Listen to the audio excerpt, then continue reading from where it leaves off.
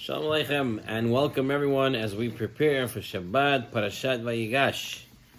Parashat Vayigash starts off on a very emotional side as we continue the story of Yosef Atzadik and his brothers. In last week's parsha, we ended off that Binyamin being accused of stealing the cup of the viceroy of Egypt. And Yosef, who is the viceroy, says that he has to stay as a slave, and Yehuda offers himself. And then Yehuda, when Yosef says, no, I'm not taking you instead of the culprit himself, Yehuda breaks down. And the pasuk starts, and Yehuda approaches Yosef, and he tells Yosef HaTzadik everything that happened, how they came to this stage. And when Yosef heard all the words that Yehuda was telling him in order to save his brother Binyamin, the pasuk says, V'lo yachol Yosef lit'apek l'chol hanitzavim alav. And this is in chapter 45, pasuk 1. Yosef could not restrain himself. He's about to break down. It's so emotional. He wants to tell his brothers who he is. So he says, Hotziu kol ish me'alai. Remove all the people from me. Rashi explains, what does this mean? Yosef HaTzadik says, my brothers are going to get embarrassed now. I'm about to reveal that I am the brother that they sold. But I don't want to make them embarrassed in front of the Egyptians. Now, you have to stop and think for a second. First of all, the Egyptians were a very, very, how can we say, a society that wasn't very respectful. But Yosef HaTzadik still felt his brother shouldn't be embarrassed in front of the Mitzrayim. But more than that, he was a danger to Yosef when he told all the Egyptians to leave. Think about it. Yosef HaTzadik's 10 brothers were very strong. They were ready to take on all of Mitzrayim and destroy them. Remember, Levi and Shimon and Levi killed out the whole Shechem. And Yosef HaTzadik sends out all his soldiers, all his guards, all his personnel away to reveal who he is. Yosef HaTzadik was putting himself in a Malkum Sakona, in a dangerous place. The Midrash tells us that. Yosef HaTzadik put himself in a danger when he told all the Mitzrayim to leave. And he kept them there. More so, Rabbi Yonatan Ya'ibshit says, he says, one of the reasons why Yosef HaTzadik's brothers sold him in the first place was because they saw that in the future there would be Yeravam ben Navat. Yeravam ben Navat was the one who took the 10 tribes away and made a separate kingdom in Israel. But not only did he make a separate kingdom, he put up Avodah Zarah. He put up calves, golden calves, and he told, 2 golden calves, and he told the people of Israel, this is your gods. And when they saw that Yosef's descendant would entice people to do Avodah Zarah, they said, we got to get rid of him. And now Yosef HaTzadik, who knows that's why they got rid of him, that's why they sold him, he's dressed up as the viceroy of Egypt. He's dressed up as the viceroy, the second in command of Egypt. He's married to one of the priests in Egypt's daughter, Osnat. Now, according to the 10 brothers didn't know that Osnat is a granddaughter of Yaakov. What they know is she is the daughter of the Kohen of Ain. She is a priest of Egypt. And wouldn't they come and attack him again? But the Midrash tells us the reason why Yosef HaTzadik sent them out, as Rashi explains here, is because Yosef said, I need to take this risk of putting my life at stake. I'll send out all the guards, I'll send out everybody in order not to embarrass my brothers. You understand how far it goes, Rabotai? He did not want to embarrass his brothers in front of the Egyptians.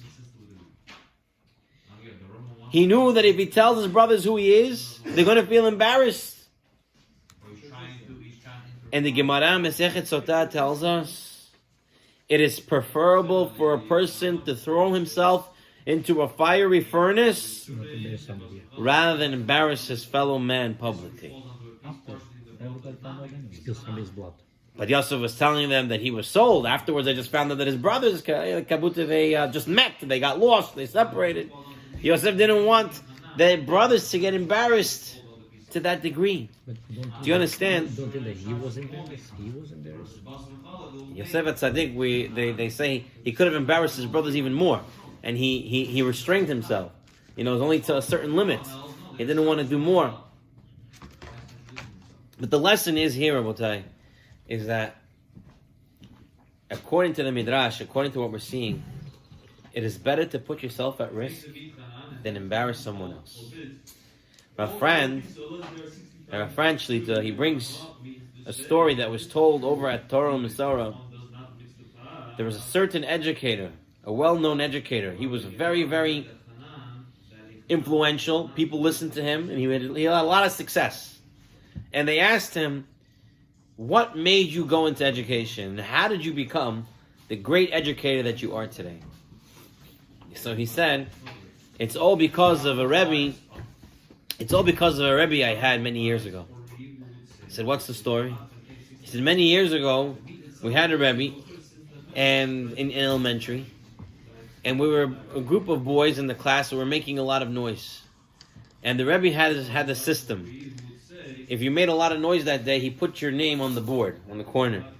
And this way, if your name stays on, you'll get an extra assignment, you'll go into detention or whatnot. And he says, one day we had the names on the board, and the principal walks in, the manahal walks into the classroom. And he says, I remember to this day exactly what my Rebbe did. My Rebbe, as the principal came in, as the manahal came in, and he started talking to the students, he said, my Rebbe put his back to the blackboard. And with his jacket, he erased all the names of the boys who were misbehaving. And he said after the principal left, you can see all the chalk on his Rebbe's jacket. But he said, from that point I saw how important it was not to embarrass even children. That led me to become the educator who I was. In the Peninim Al-Tari, they say an amazing story, a true story that happened with the great tzaddik of Yerushalayim, Rabbi Aryeh Levin. One day the Betin summons Rabbi Aryeh Levin. They summon him to Betin. He gets to Betin, and sitting on the Betin, the Dayanim's table, is a shtar, a contract of a loan that someone borrowed money from someone. And as the guarantor of the loan was Rabbi Aryeh Levin's signature, or what looked like Rabbi Aryeh Levin's signature. And so they summoned Rabbi Aryeh Levin to say that the guy can't pay, and since he's the guarantor of the loan, he has to pay the loan. Rabbi Aryeh Levin comes, and it's clear to everyone that signature is a forgery. It's fake. Rabbi Aryeh Levin never signed on this document.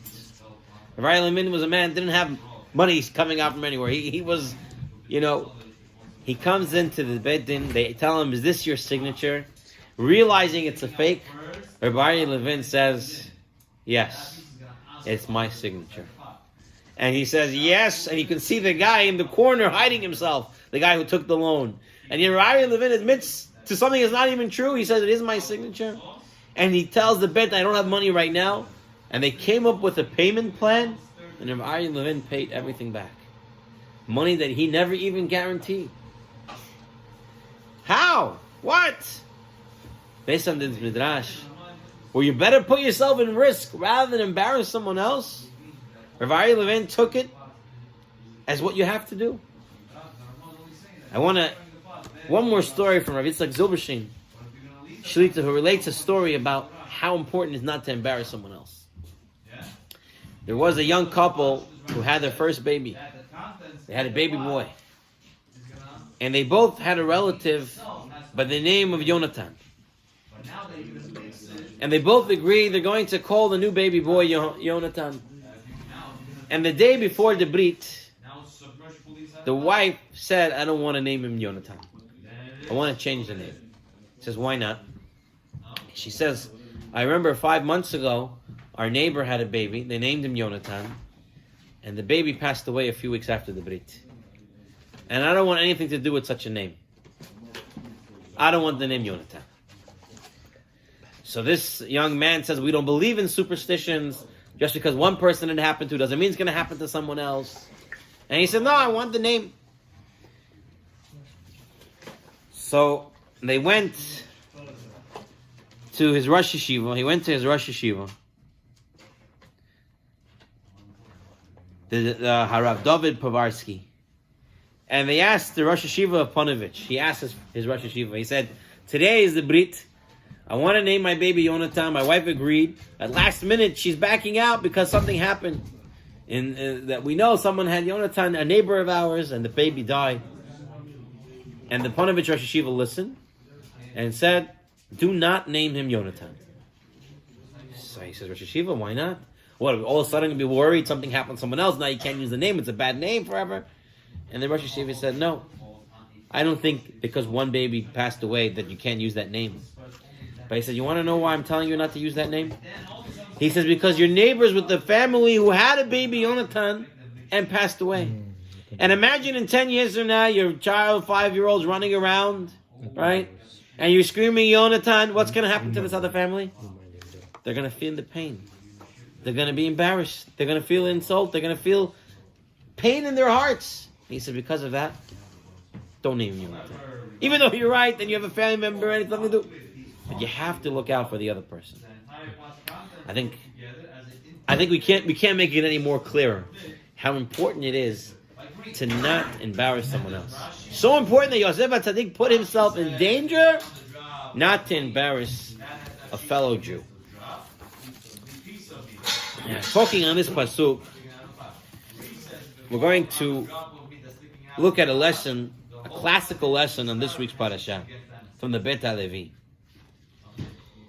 Yosef HaTzadik tells his brothers, Ani Yosef ha'od avi hai. I am Yosef. Is my father still alive?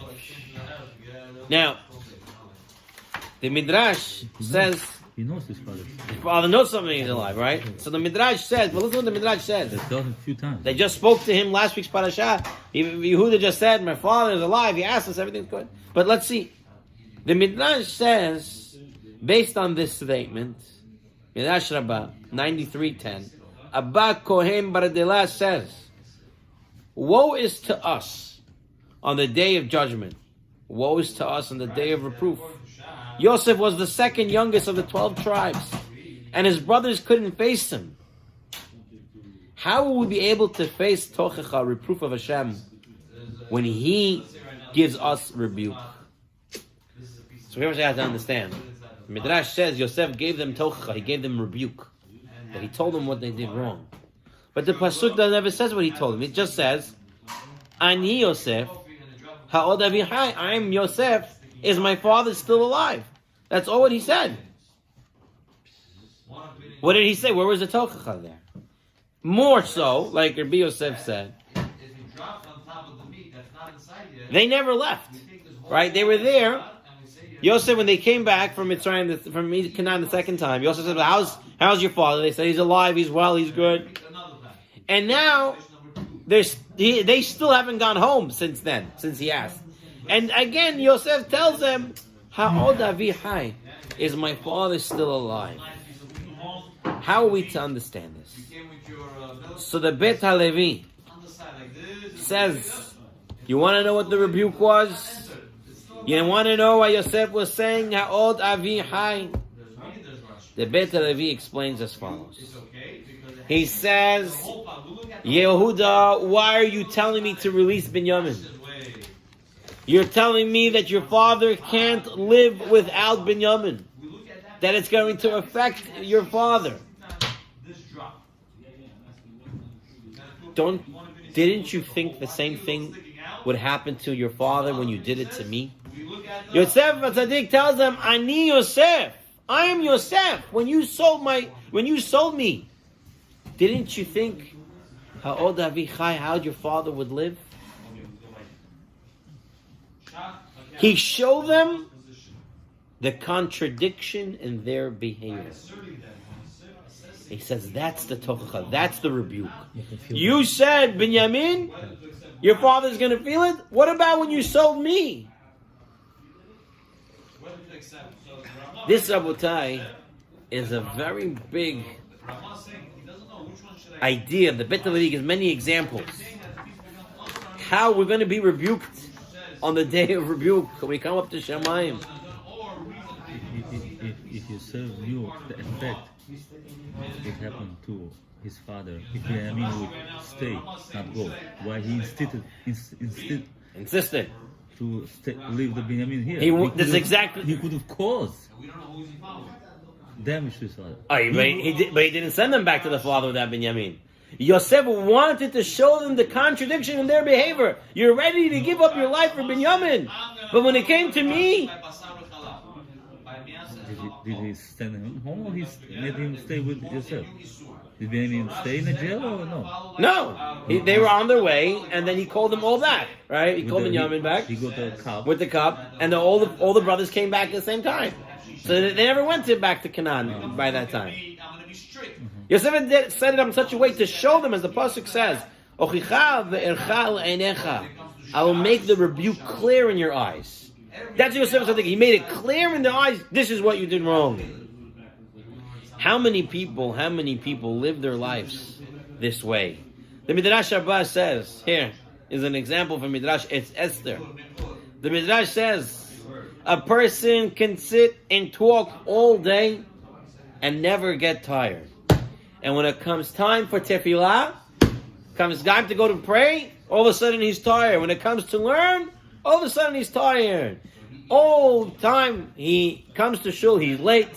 All the time he goes to yeshiva to learn, he's late. But when it comes to a trip, he's on time. He's early. It's contradictory behavior. Right? Rav Galinsky, the Chassidic Bracha, brings in the Vayigash.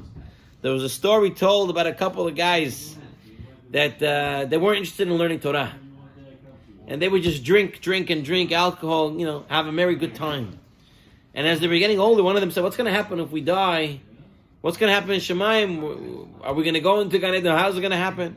So they made a deal. They all made a pact. They said, whoever dies first is going to come back to us in a dream and tell us what happens. And not too long after, one of them dies from liver cirrhosis. And he comes back to them in a dream. And he tells my friends, everything will be okay. Just don't drink whiskey. Everything else you can drink. Just don't drink whiskey. So his friends in the dream says to him, what's wrong with the whiskey? He says, I'll tell you, I came to Shemayim. And they said, why didn't you learn Torah? Why didn't you pray? Why didn't you do anything? I said, listen, I'm a man who thinks of the here and now. Right here. What's happening right now? I enjoy something right now. And so, when I understand, I was drinking, I wanted to have a good time. I can't think about the future. I'm going to learn now for Olam Haba. So in Shemayim, they asked me, what did you drink? So I told them I drank wine, red, white, sweet, dry. They said, what else you drink? I drank vodka, I drank this and that. And then when I said I drank whiskey, they told me, whiskey? It's so bitter. How could you like it? And I answered them, you mean you don't know what it means to drink whiskey? Whiskey, yeah, it's a little bit bitter in the beginning. But a few moments later, your whole body gets warm. You get a nice feeling. It's indescribable. So in Shemayim, they told me, so you did think of the future. Because when you drink whiskey, you were thinking about the effects after you drank it. So as such, you did think about whiskey. Now you thought about the future. Now you'll get punished for not learning Torah that would help you in the future. Contradictory behavior. Right, the famous story, the Risol Salanter. He goes to an inn, and he gets there. Look, he's a rabbi, he has the face of a rabbi. He gets to the minute he walks there, the innkeeper walks over to him and says, listen, are you a shaykhid? I need you to sheikh this animal. I have guests coming, I have to feed them. Okay, he asks. Rabbi knows, he does it. A few hours later, Rabbi Salanter walks over to him and says, listen, I was wondering if you can lend me 10 rubles. I got to get home. I don't have 10 rubles. He says, Rabbi, money is money. I can't. I don't know who you are. I don't know you from a hole in the wall. I can't give you money. So Salanter says, okay, I just need 5 rubles. Can you give me? He says, Rabbi, I told you. I don't care for how much. I don't know you. So Salanter says, I don't know.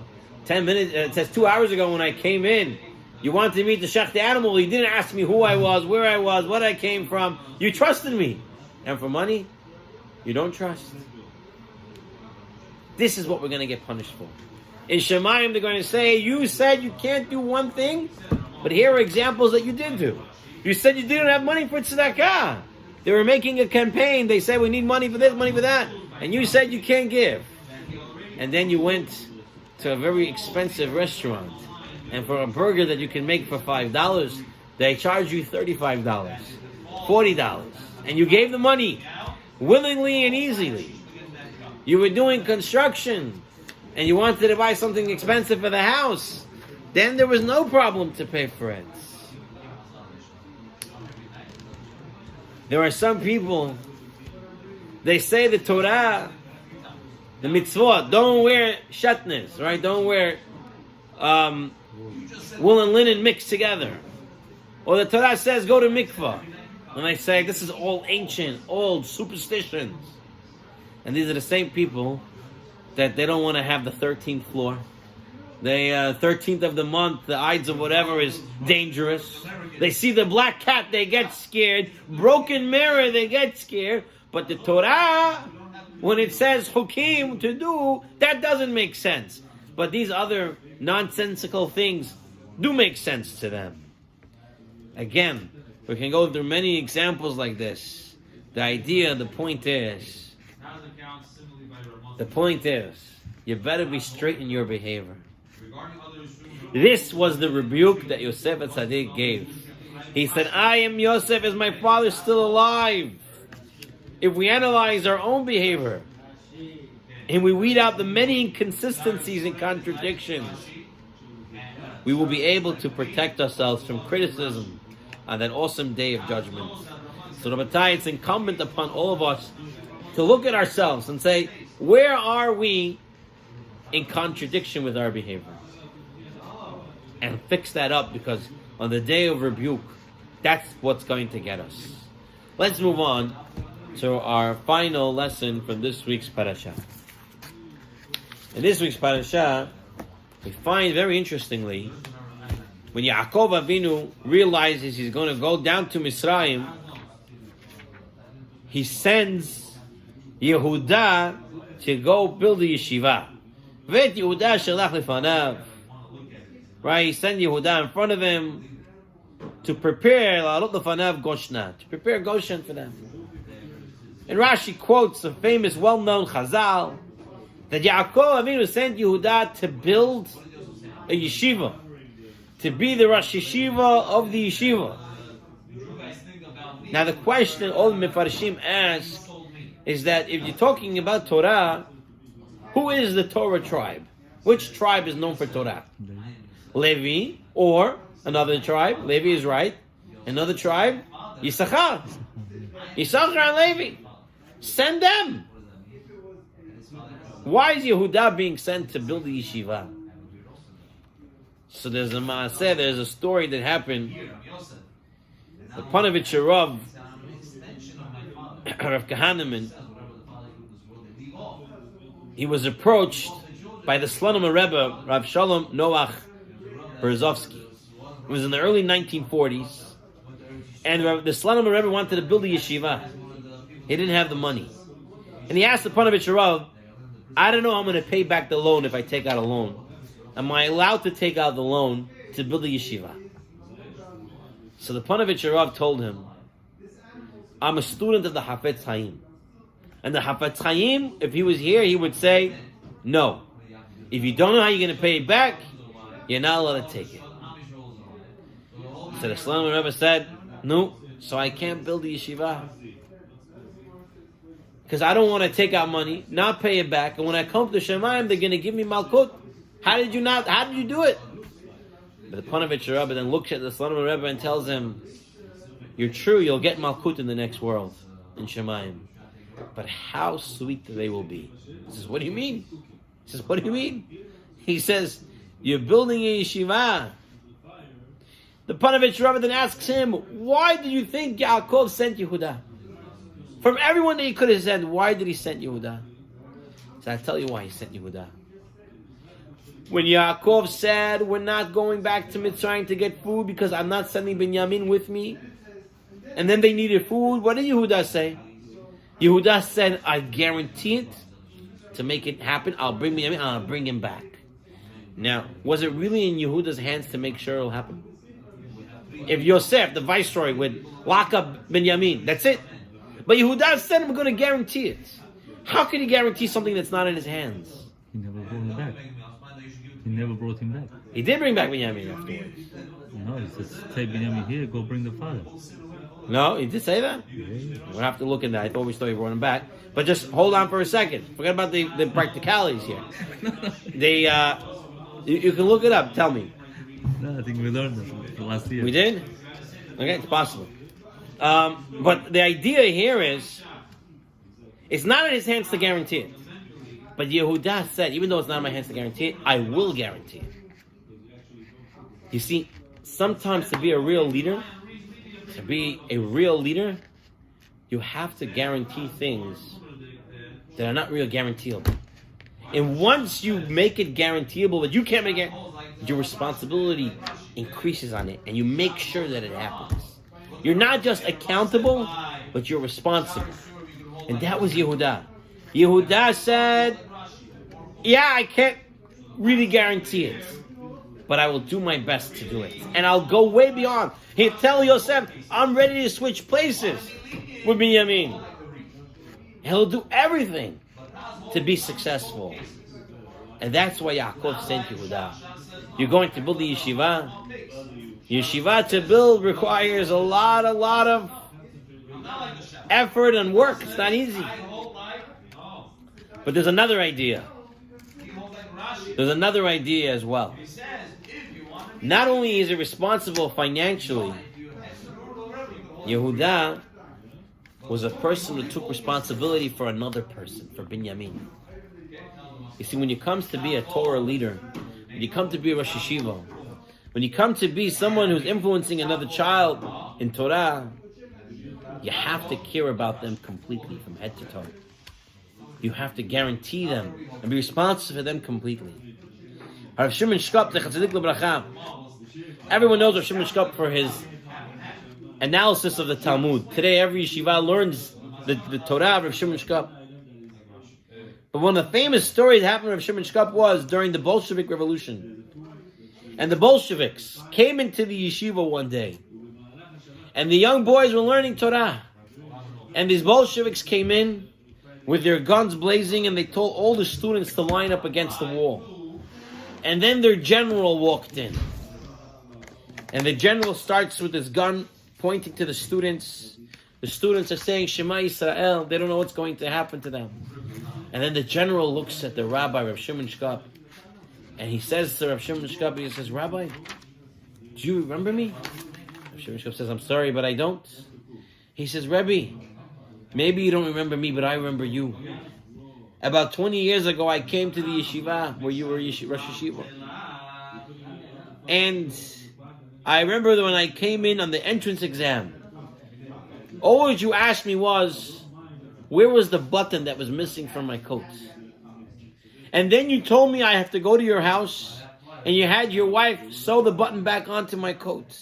And you gave me to eat and drink, and you made me feel good. In the end, I did not stay in yeshiva. It wasn't for me, and I left.